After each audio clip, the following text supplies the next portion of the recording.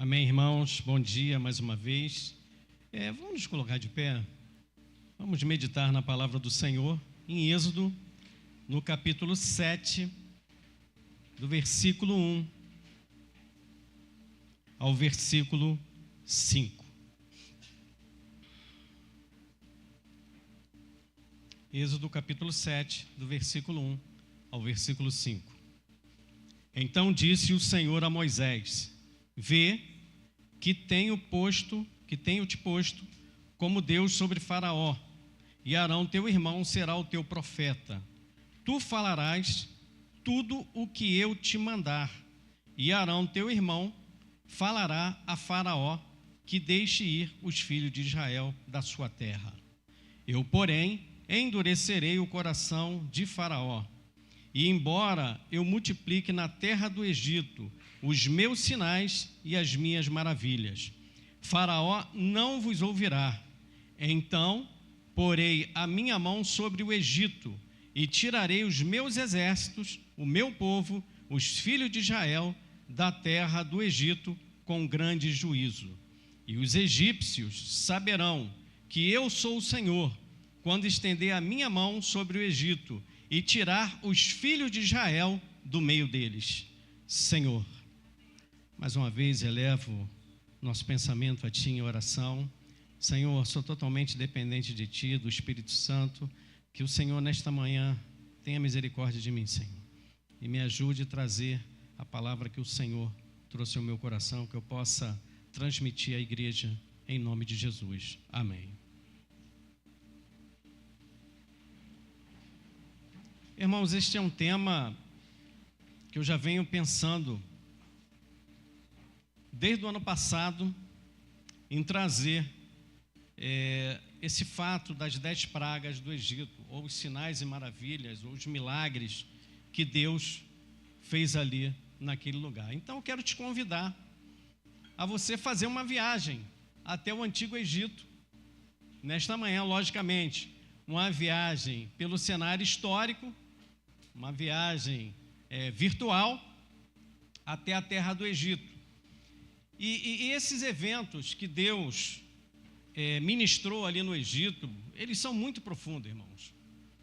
Eles são de uma forma tremenda, porque ali não é somente um confronto com o faraó, porque o faraó, ele se considerava um Deus, o Deus criador de todas as coisas.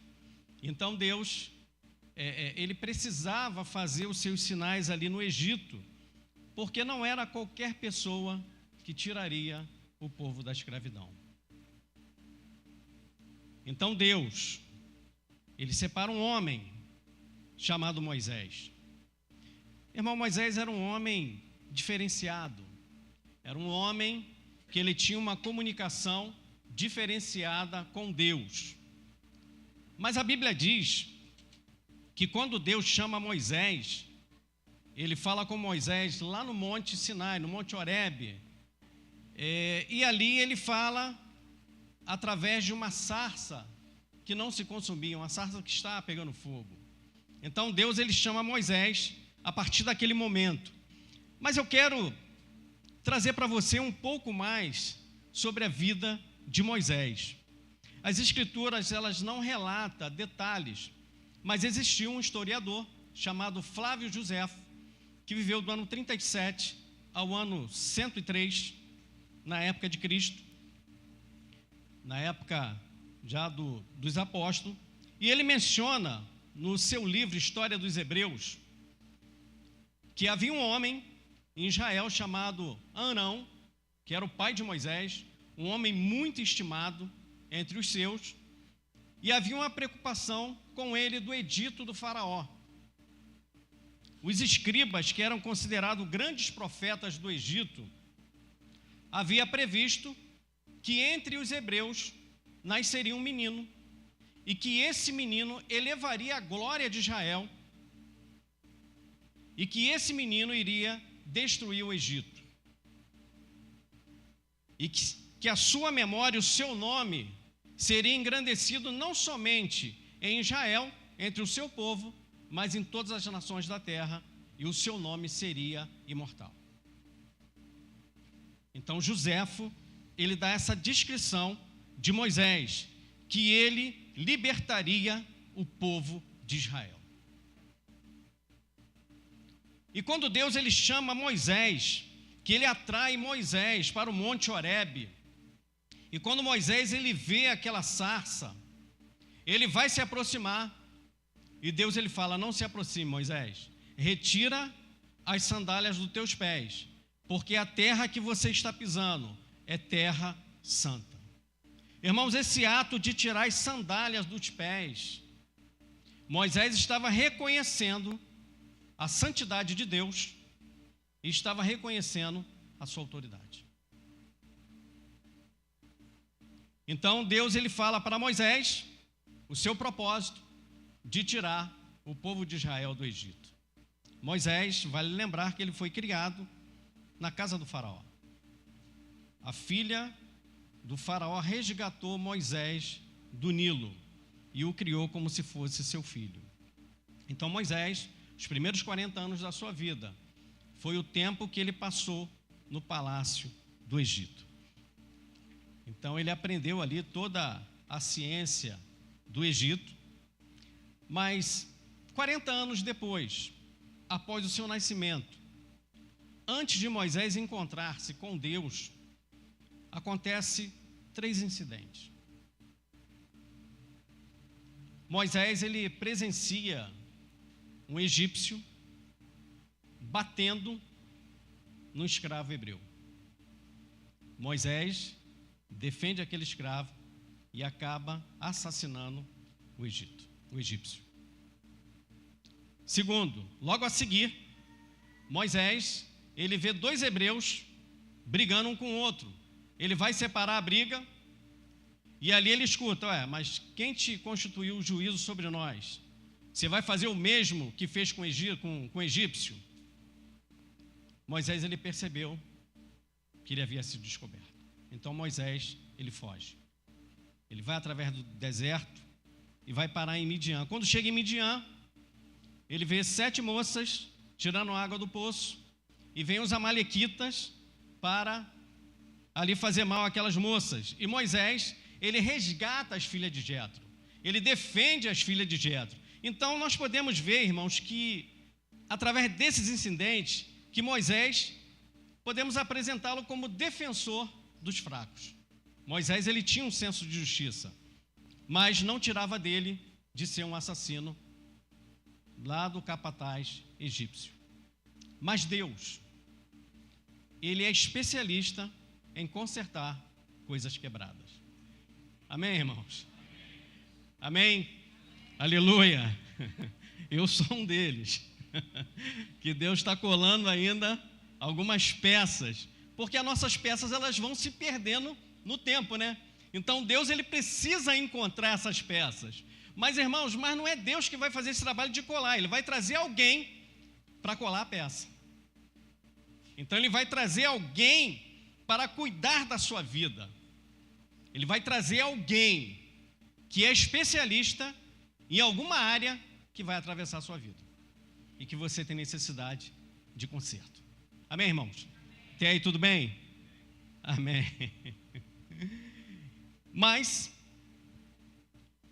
assim como Moisés, nós fugimos das coisas que Deus traz para nós. E Moisés ele fala: mas quem sou eu para falar com o faraó? Eu não tenho eloquência. Aí Deus fala: tudo bem, Moisés, Arão, seu irmão, vai falar por você. E aí, irmãos, nós fugimos de quando Deus traz alguma coisa para nós. Quem tem um chamado de Deus aqui neste lugar, saiba que esse chamado, ele vem com uma palavra. Deus fala para Moisés: eu serei contigo, isso te será por sinal. Irmão, você duvida que quando Deus te chama, Ele te capacita, Ele te pega pela mão e ensina aquilo que você tem que fazer? Então não tenha medo de receber aquilo que Deus está te dando. Não fuja, Moisés ele começou a se esquivar, mas Deus falou para ele: eu serei contigo, e isso te será por sinal. E aí Deus ele faz 2 sinais para Moisés. O que é isso aí na tua mão? É uma vara, então lança no chão. Ela se transformou em serpente. Agora pega pela cauda, aí se transformou em vara novamente.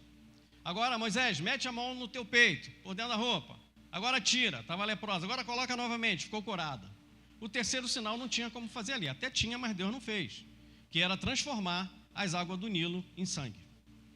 Então esse milagre, Moisés teve que confiar no Senhor para que ele fosse realizado. Até aí tudo bem, irmãos? Então daí, Moisés ele parte para onde? Ele parte para o Egito.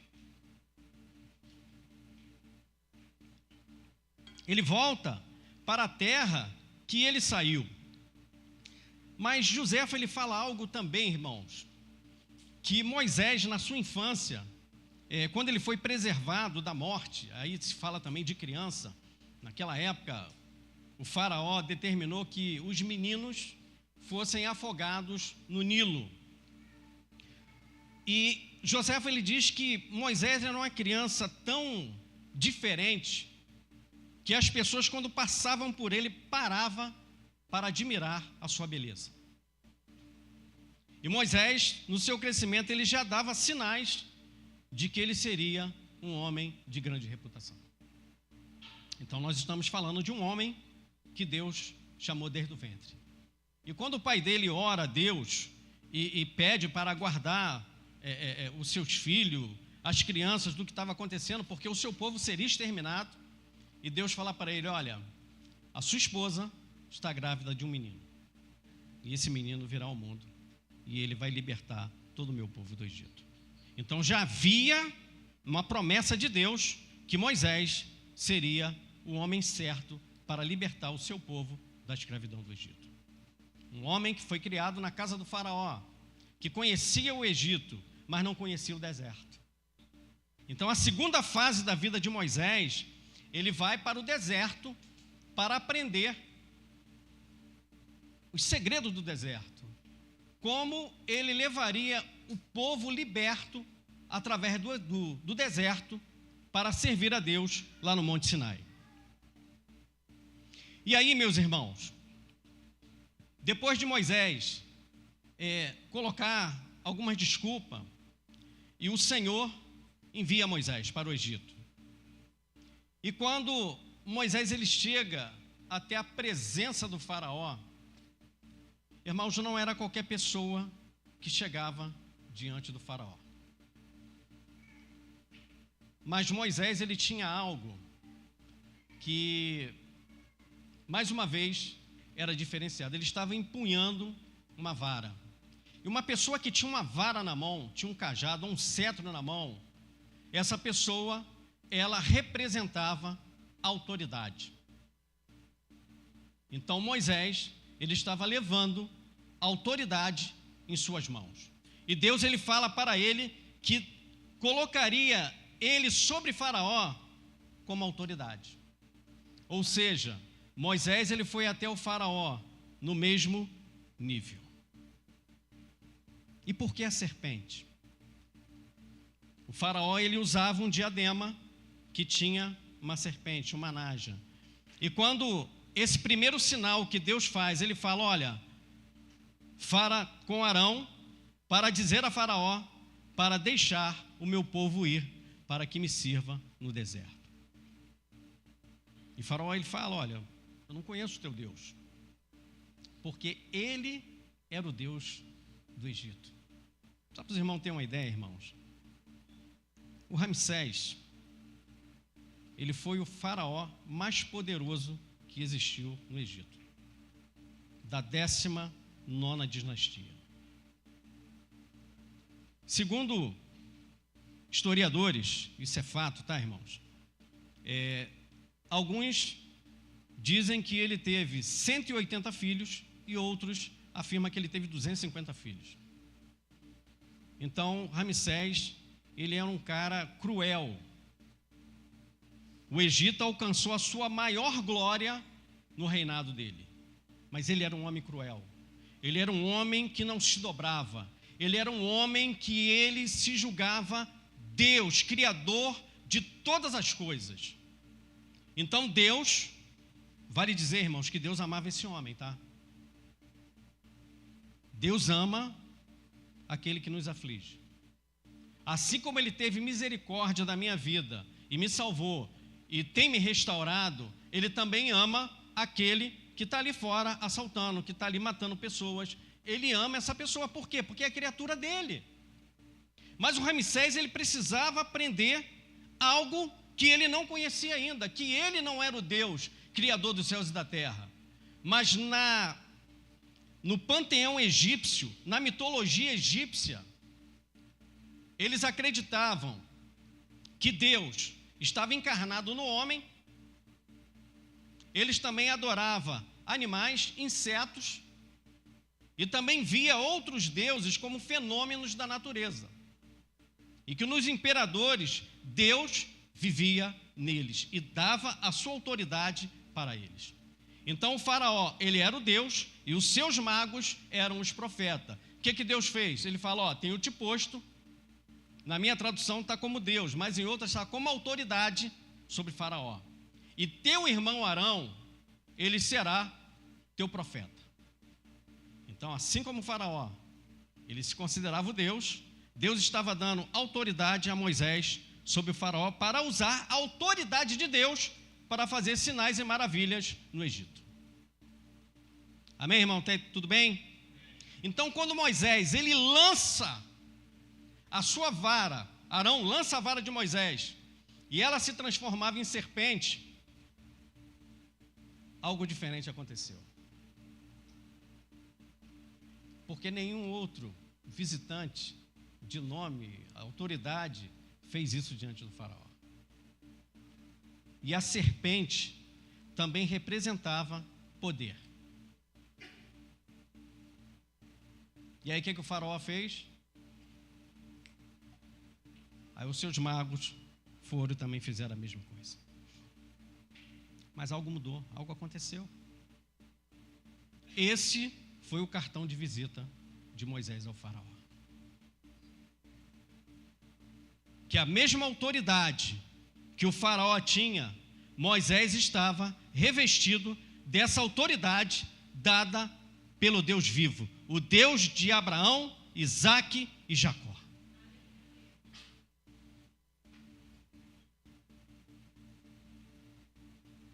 E no dia seguinte, Deus ele fala assim, aqui no versículo 14: Então disse o Senhor a Moisés: O coração de Faraó está obstinado e ele recusa deixar ir o meu povo.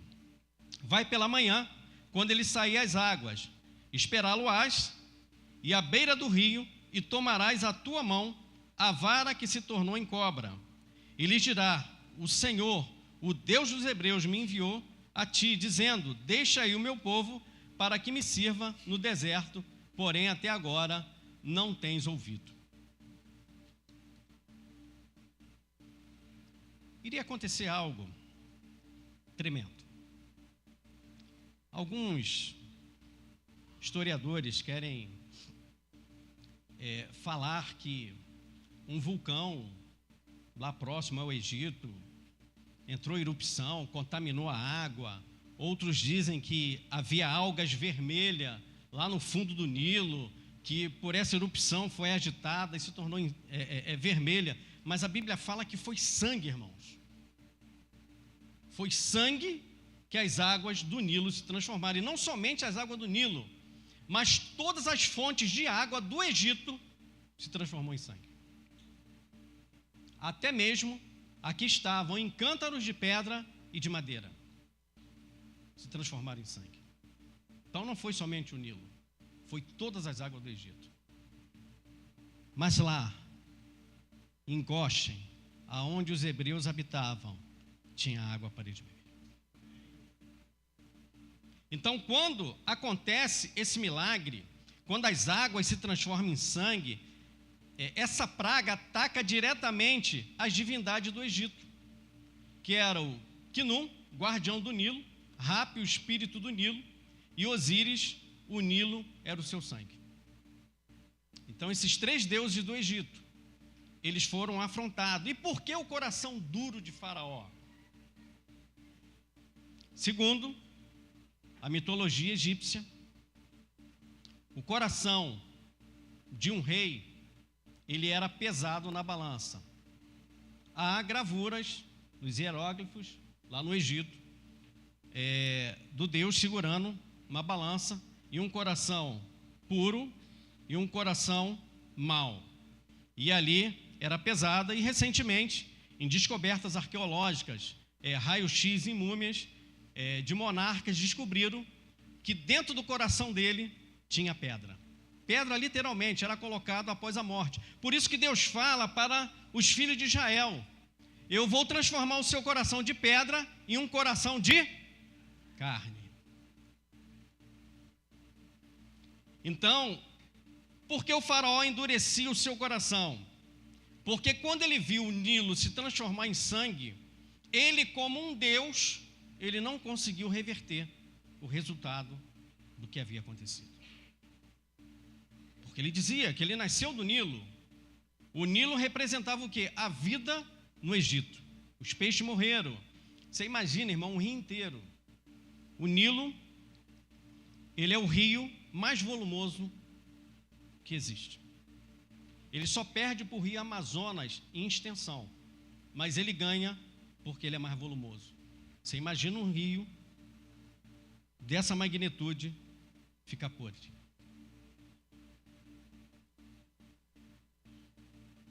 E a Bíblia diz que o faraó, ele se enfureceu, endureceu seu coração. E um dos fatos é que ele não conseguiu, como Deus do Egito, reverter. Porque havia chegado alguém mais poderoso do que ele. Alguém havia se apresentado a ele como Deus criador dos céus e da terra. Os magos do Egito fizeram o mesmo encantamento. Transformaram água em sangue. Mas eles não puderam limpar o Nilo. O Nilo continuou com sangue durante 7 dias. Então, irmãos, você imagina, aqui de vez em quando no Rio acontece, né? Da Lagoa Rodrigo de Freitas, ter morte de peixe, falta de oxigênio. Você imagina um rio dessa grandeza. E as pessoas desesperadas, querendo beber água, e não tinha água para beber. E o que isso afeta? Quando não tem água, você tem dificuldade de fazer comida, de fazer a sua higiene pessoal. Ela afeta toda uma região pela falta d'água. Mas no Egito, aconteceu mais do que isso. Afeta a economia de um país. Porque não tinha mais fonte de água potável. E mesmo assim, o faraó, ele não se dobrou. No capítulo 8, versículo 1. Então disse o Senhor a Moisés: vai ter com o faraó e dize-lhe: assim diz o Senhor, deixa ir o meu povo para que me sirva. Se recusares deixá-lo ir, ferirei com rã todo o seu território. Então essa foi a segunda praga. A segunda praga foi da rã.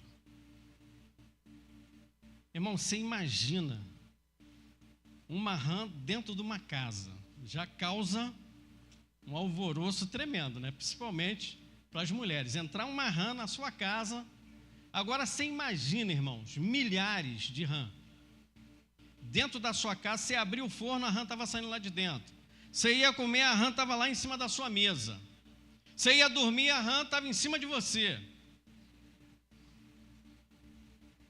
E a rã, irmãos, era um animal sagrado para os egípcios. Uma deusa chamada Hecate. Ela tinha cabeça de rã. E era uma das guardiãs do Nilo. Era a deusa da fertilidade, do nascimento e da ressurreição. E Deus ataca esse panteão do Egito. E mais uma vez, os magos do faraó conseguiram fazer a rã, mas não conseguiram que ela saísse do Egito. E aí o faraó, ele clama a Moisés, ele chama Moisés, Moisés, tira essa rã daqui, clama aí o seu Deus aí, e aí eu vou deixar seu povo ir. Moisés fala, tudo bem. Moisés fala com Deus e Deus atende o pedido de Moisés. Você está vendo, irmãos, como era diferenciado a comunicação de Moisés com Deus? Porque Deus havia o quê? Dado autoridade para Moisés agir no Egito. Então ele falou, tudo bem, faraó, vou falar com Deus, e ali as rãs morreram. Aonde elas estavam, morreram. Você imagina, irmão, milhares de rãs morrendo nas casas em todo o país. O fedor que exalou ali naquele lugar. E mais uma vez, os deuses do Egito não puderam falar nada. Até mesmo os magos do faraó, eles começam a identificar, vocês vão ver agora na terceira praga, que é a praga dos piolhos. Aonde, do pó da terra, Arão, ele usa o seu cajado, cajado de Moisés, e do pó da terra, vem os piolhos.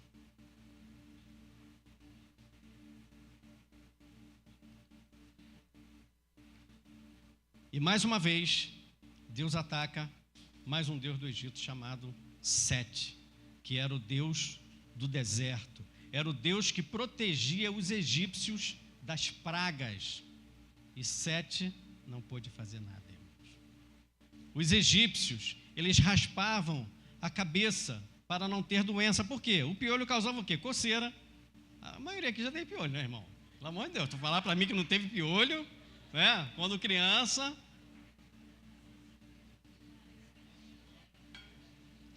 Piolho, lêndia, lembra disso? Pente fino. A nossa época foi cruel. Então você imagina, irmão, não somente os piolhos, eles deram no ser humano não, mas foi em todos os animais. O piolho é um parasita, ele suga sangue, dá mancha vermelha, ferida que se começa a coçar, dá íngua, infecção, anemia, porque ele está sugando o teu sangue. Aí, novamente, o faraó fala, Moisés, pelo amor de Deus, tira esse negócio daqui. E Moisés, mais uma vez, clamou ao Senhor. E o Senhor retirou a praga dos piolhos. Mas o faraó não liberou o povo. Porque cada vez mais, o faraó endureceu o seu coração. Você imagina, meu irmão? Você imagina. Você pega um pote, a glória de Deus, ela revela o teu coração. A glória de Deus revela o teu coração. Você pega um pote de margarina, coloca no sol, o que vai acontecer com ele? Aí você faz uma coluna de concreto, bota no sol, o que vai acontecer? Vai endurecer. E quanto mais fica no sol, mais endurecido fica. Então a glória de Deus, ela revela o nosso coração. Quando você chega até a presença de Deus, teu coração é revelado, irmãos. E se o seu coração ele é revelado, não resista à correção do Senhor. Amém? Amém, irmãos? Deus está revelando corações aqui nesta manhã. Então essa praga, ela ataca diretamente o Sete, Deus do Egito, Deus do deserto, protetor das pragas, que não conseguiu proteger nenhuma. Aí, irmãos, olha só, vamos lá. O Nilo se transformou em sangue, 7 dias. Depois veio a praga das rãs. As rãs morreram. Depois veio a praga dos piolhos. Mas agora vem a praga das moscas. Aí você vai falar, pastor, mas a rã morreu, não dá a mosca? Sim. Mas a gente está falando de um enxame de mosca. Já parou para pensar, irmãos, numa nuvem de gafanhotos? A gente vai falar dela, que é a oitava praga. Mas você imagina um enxame de mosca atacando um país. contaminando o alimento. E se alimentando dos restos das rãs. Então Deus, quando Ele faz isso, Ele está mostrando, não somente para Israel, que Ele era o Deus da aliança lá com Abraão.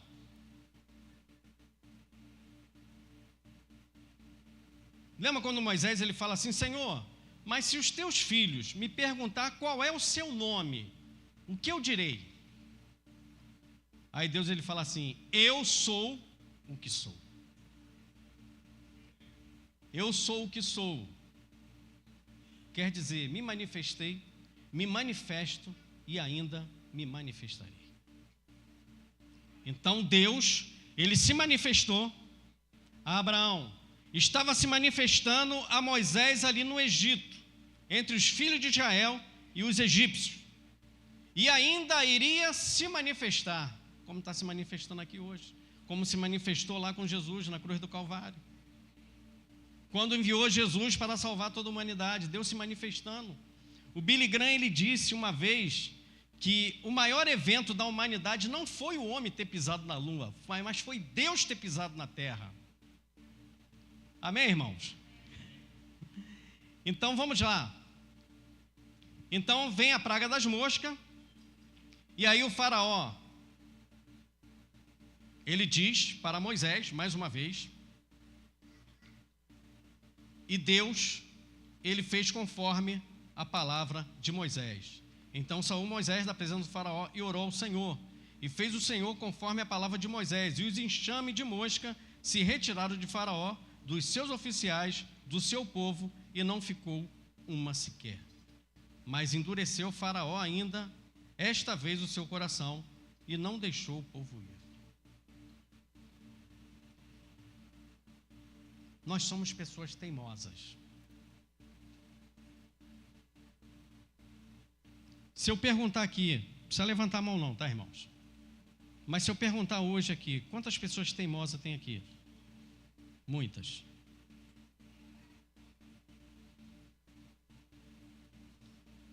Só aqui, irmãos, só aqui, já era para aquele homem ter se arrependido.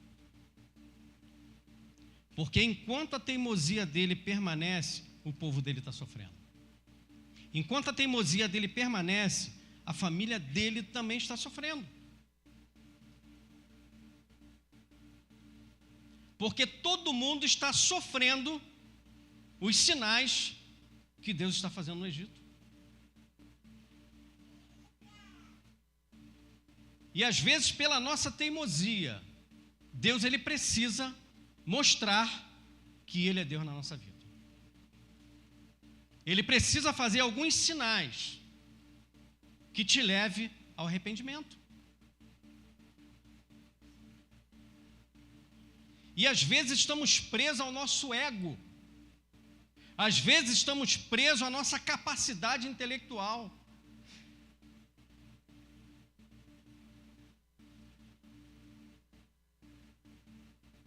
Às vezes somos orgulhosos, altivos. E Deus ele precisa quebrar isso, irmãos. Porque o seu orgulho, a sua altivez, está prejudicando pessoas. Ah, mas esse é meu jeito. Jeito se muda. Jeito de falar, jeito de se portar. Tudo isso se muda. E tudo isso Deus estava mostrando para aquela nação que Ele era o verdadeiro Deus. Ah, mas Deus foi cruel. Irmãos, Deus é o Criador dos céus e da terra. Foi Ele que me criou, foi Ele que criou você. Nos seus mandamentos, só Ele pode tirar a vida. Então Ele está tirando a vida daquilo que é dele. Mas Ele está dando o quê? Chance de arrependimento. A Bíblia diz que Deus ele dá tempo para nos arrependermos. E aí quem morre? É Deus que está me matando ou o pecado que eu estou cometendo que está me matando? Porque o pecado é o quê? Consequência. Se eu não obedeço à voz de Deus, há consequências do meu pecado. E a Bíblia diz que a alma que pecar, essa morrerá. Então Deus não está enganando ninguém. A quinta praga é a morte do gado. Essa praga ataca diretamente o deus Apis. Lembra do deus Apis? Do boi Apis? Que eles fizeram quando Moisés estava no monte, lá recebendo de Deus a lei. Eles configuram um deus e começam a prestar culto. Então esse deus, ele tinha a cabeça de vaca. Alguns são representados corpo de homem, corpo de vaca, ou até mesmo o próprio.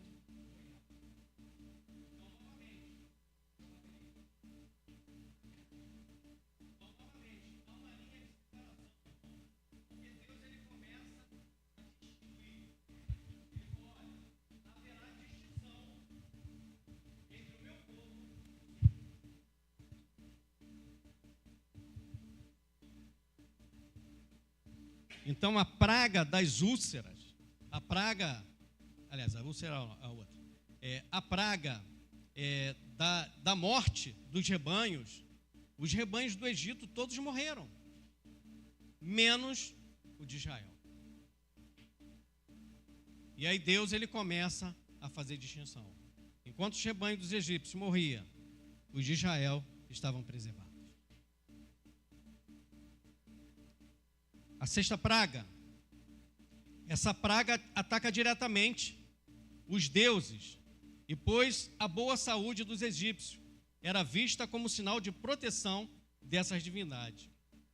Então, os oficiais de Faraó, até mesmo os seus magos, eles começam a ter chagas no seu rosto, no seu corpo, e eles começam a sofrer dessa doença. E mais uma vez Deus ataca os... pode passar o slide aí, por favor. Imhotep, que era o deus da medicina. Tá ruim aí, irmão? O outro eu esqueci o nome, que eu não anotei aqui.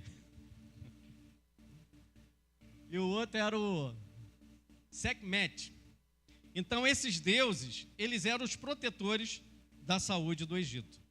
Mas mais uma vez, o faraó endurece seu coração, porque ele estava sendo humilhado, irmãos. Ele estava sendo humilhado diante do seu povo e diante de Moisés. E ele cada vez mais endurecia o seu coração. E às vezes, quando Deus, ele vem nos tratar, nós endurecemos o nosso coração. E às vezes começamos a falar, mas por que tudo isso está acontecendo? Eu tenho feito isso, eu tenho feito assim, assado. E por que Deus está me punindo? Eu acho que a pergunta está errada. A pergunta é, por que Deus está me punindo?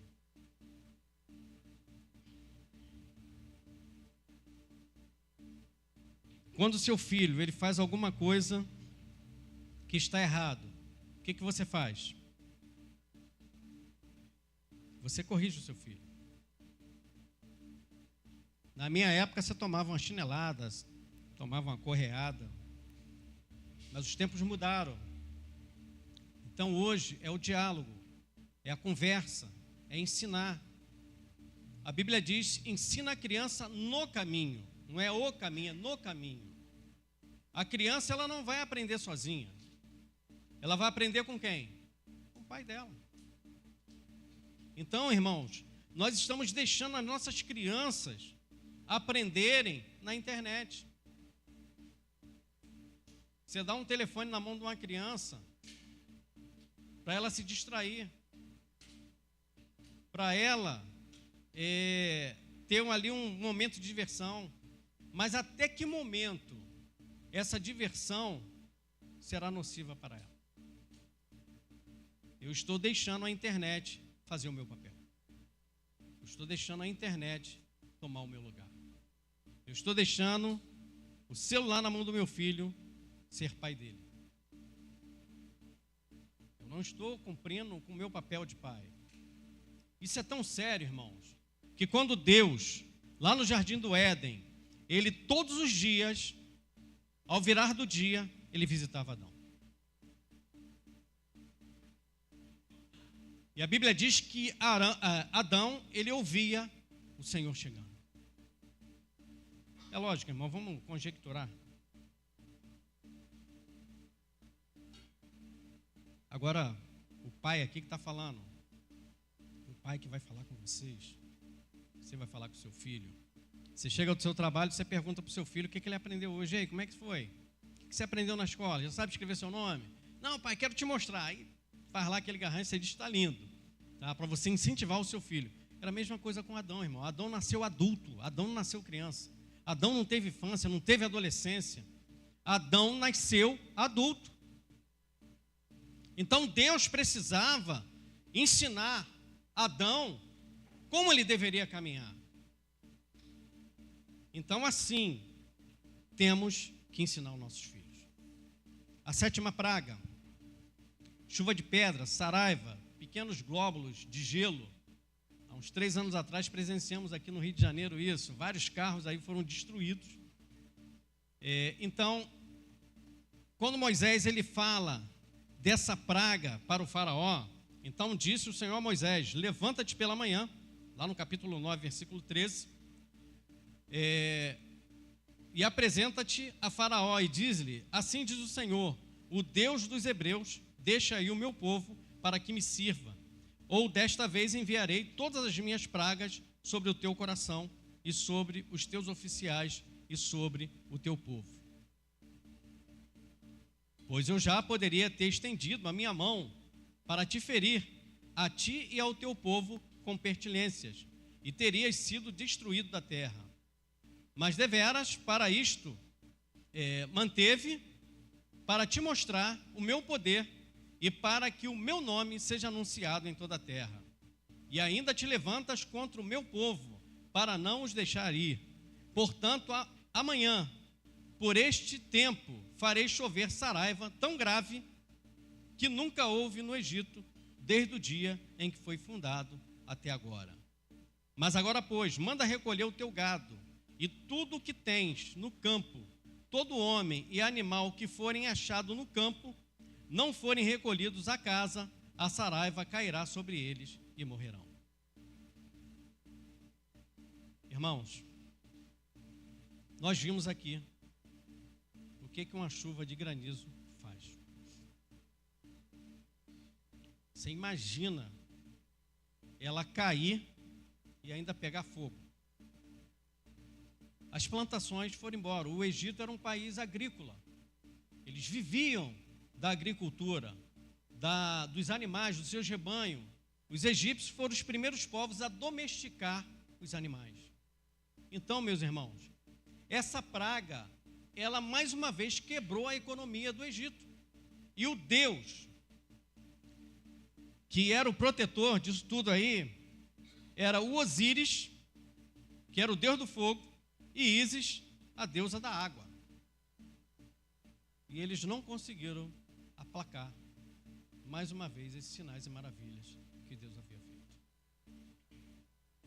E aí Deus ele começa a tocar, mais uma vez aonde? Na economia do Egito. O Egito estava devastado. Mas mesmo assim, o faraó, ele não se dobrava. Deus já havia falado lá para Abraão, lá no capítulo 15 de Gênesis, versículo 13, que o povo dele passaria 430 anos no Egito, e quando saísse, ele iria julgar a nação ao qual eles seriam escravizados. E Deus ele estava julgando os egípcios. Você pode ver, irmãos, quando eles saem do Egito, toda hora, lá no Egito tinha carne, lá no Egito tinha as cebolas que a gente comia, aqui nós estamos passando fome e sede. Irmão, Deus ele cuida do seu povo, e não adianta você ter sido resgatado pelo Senhor, ter salvo pelo Senhor e ficar lembrando das coisas passadas. Não adianta você dizer agora que o calo apertou, que Deus está te apertando, Deus está expurgando todas aquelas coisas que você aprendeu lá no passado, e você quer de volta. E às vezes saímos do caminho do Senhor porque alguma coisa não aconteceu como eu deveria, como eu queria. Não foi isso que aconteceu com Naamã? Poxa, eu pensei que ele chegaria aqui, clamaria o nome do seu Deus, agitaria a sua mão, colocaria a mão no lugar infectado e eu não seria curado? Não são rios de Damasco melhor do que todas as águas de Israel?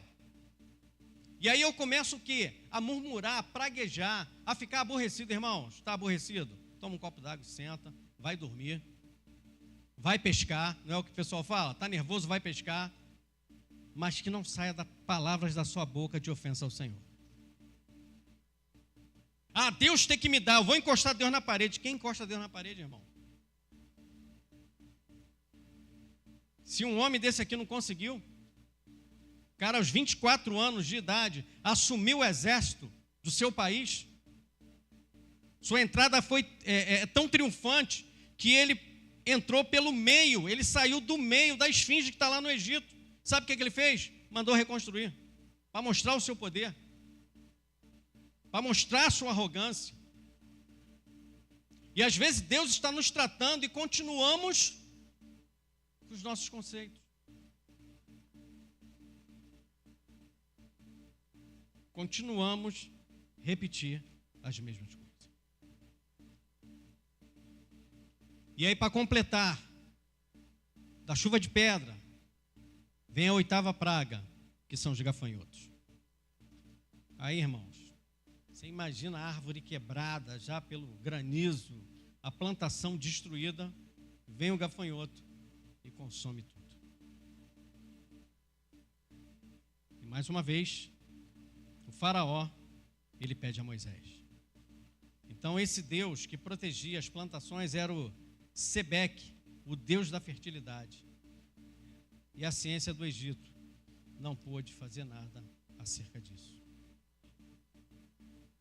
A 9ª praga, a escuridão, as trevas. E o Egito ficou em densas trevas que não era possível enxergar as pessoas nessa escuridão. Mas na casa dos hebreus havia luz. Havia sol. Imagina, irmãos. Você está aqui em Mesquita e ali em Nilópolis está em trevas.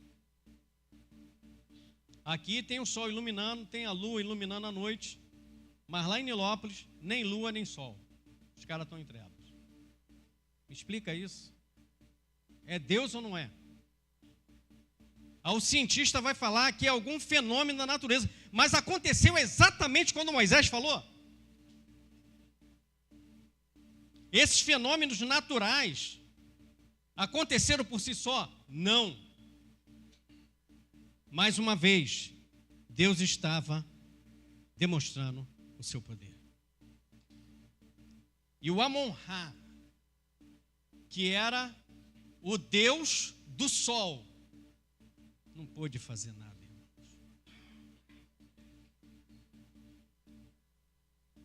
Jesus, ele diz algo tremendo: sem mim nada podeis fazer. Sem Deus nada podemos fazer. Se você crê nesses milagres, irmãos, Deus, ele está pronto para realizar sinais e maravilhas na nossa vida. Mas pelo tempo que vivemos hoje, a Bíblia diz que a fé de muitos tem se esfriado. Por se multiplicar a iniquidade, o amor de muitos esfriaria. Porque quando começa a acontecer repetidamente fatos na nossa sociedade, nós acabamos aceitando. Ah, é assim mesmo. Ah, a bala tá rolando ali, tá comendo tiro ali do outro lado. A gente não está nem aí, irmão, porque não pegou na gente, porque não pegou no nosso parente.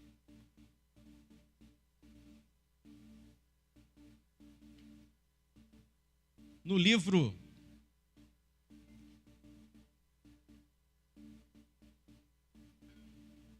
igrejas que transformam o Brasil, igrejas transformacionais. Lá na Inglaterra, em 1800 e alguma coisa, tinha um mineiro, trabalha lá nas mineradoras, chamado Robert Owen. Esse Robert Owen, ele percebeu que a sua sociedade estava doente. Muita criminalidade, muito roubo, muita doença, o caos total.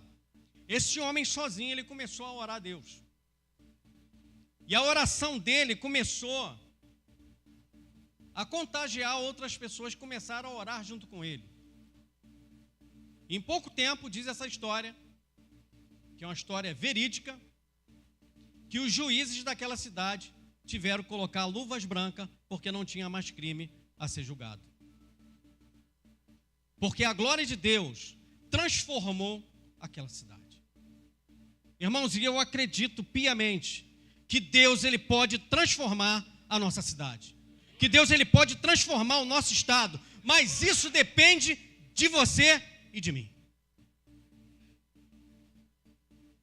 Quanto estamos dispostos a dedicar o nosso tempo em buscar o Senhor para curar a nossa terra? Quantos sinais e maravilhas nós temos visto, irmãos? Vamos ser sinceros, quase nenhum. Porque nós deixamos de fazer alguma coisa. A gente perde muito tempo brigando por um monte de coisas que não edificam. Vamos à luta naquilo que edifica. Vamos nos unir naquilo que edifica. E mesmo assim, o faraó falou: Moisés, tudo escuro. A lua não aparece, o sol não aparece. Clama aí o seu Deus também. Eu peço perdão a ele. Oreis por mim também, fala com que eu me arrependi. Até quando, irmão, nós iremos não cumprir a nossa palavra? E aí vem a pior praga, que é a dos primogênitos. Capítulo 11, disse o Senhor a Moisés: ainda uma praga trarei sobre o faraó e sobre o Egito, então vos deixará ir daqui. E quando vos deixar ir, é certo que vos expulsará completamente. Fala agora ao ouvido do povo, que cada homem peça ao seu vizinho e cada mulher à sua vizinha joias de prata e joias de ouro. Os egípcios deram. Sabe por quê, irmãos? Porque queria que os israelitas fossem embora. E quando Deus, ele fala, aqui, que ele diz para Faraó: assim diz o Senhor, à meia-noite eu sairei pelo meio do Egito. Todos os primogênitos da terra do Egito morrerão, desde o primogênito de Faraó, que se assenta com ele sobre os tronos, até o primogênito da serva que está de trás da mó, e todos os primogênitos dos animais. Nem os animais ele pouparia, irmão. Assim como o pai dele assassinou os meninos, Moisés, ele tem uma conexão muito grande com Cristo. Ele diz lá em Deuteronômio, no capítulo 30, no versículo 15, que Deus levantaria um profeta semelhante a ele, e esse profeta eles teriam de ouvir. E esse profeta foi Jesus. Moisés foi preservado na sua infância. Jesus também foi preservado. Moisés abriu o mar vermelho. Jesus andou sobre as águas e acalmou a tempestade.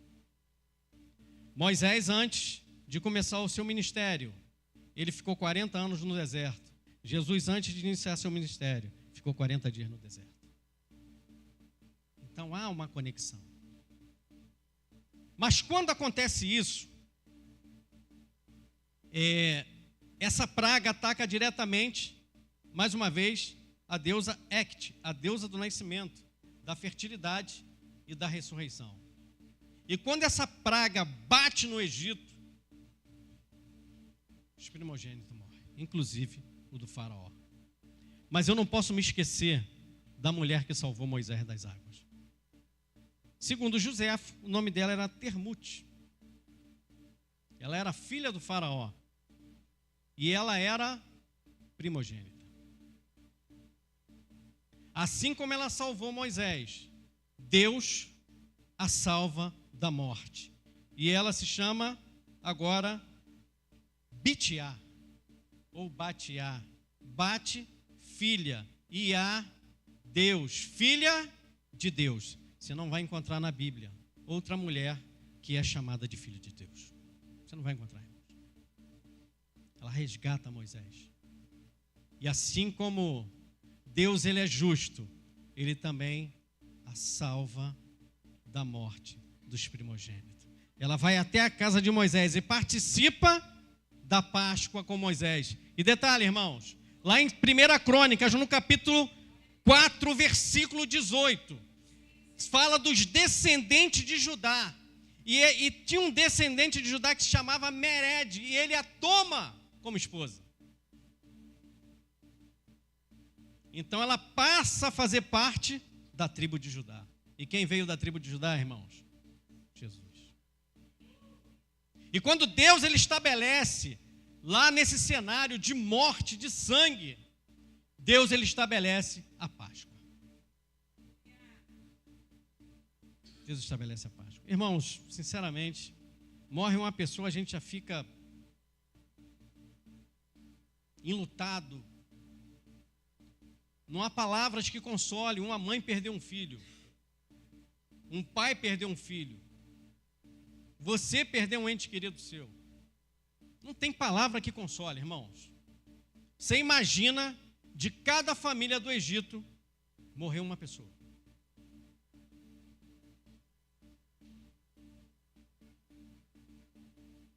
Deus não estava lá de cima batendo palma.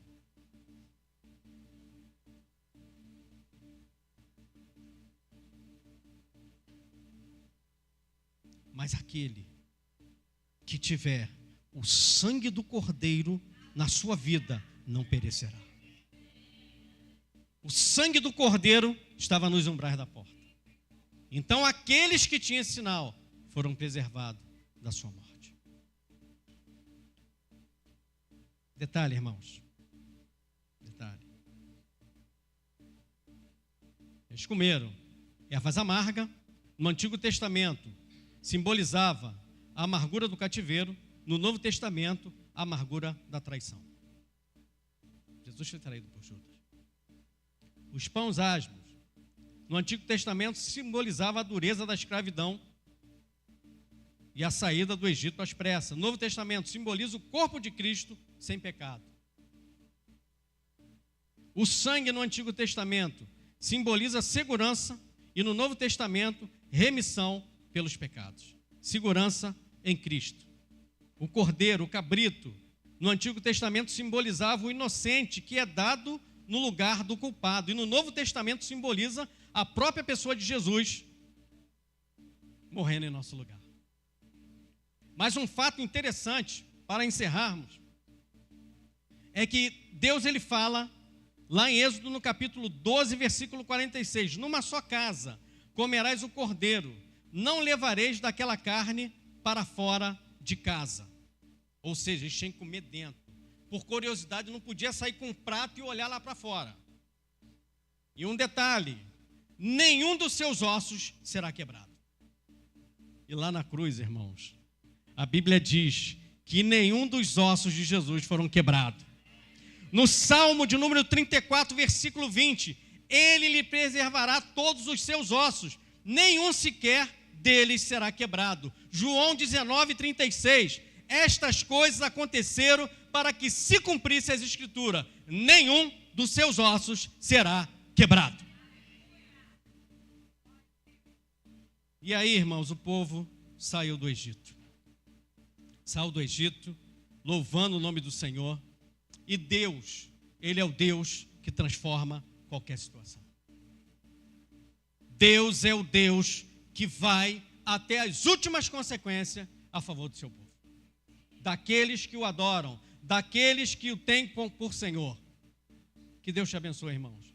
Que o Espírito Santo, Ele revele ao teu coração o significado de tudo isso que foi falado aqui nesta manhã. E se você precisa de conserto, não tenha medo de falar, não tenha medo de falar, eu preciso. E Deus vai te consertar. Que Deus te abençoe. Amém.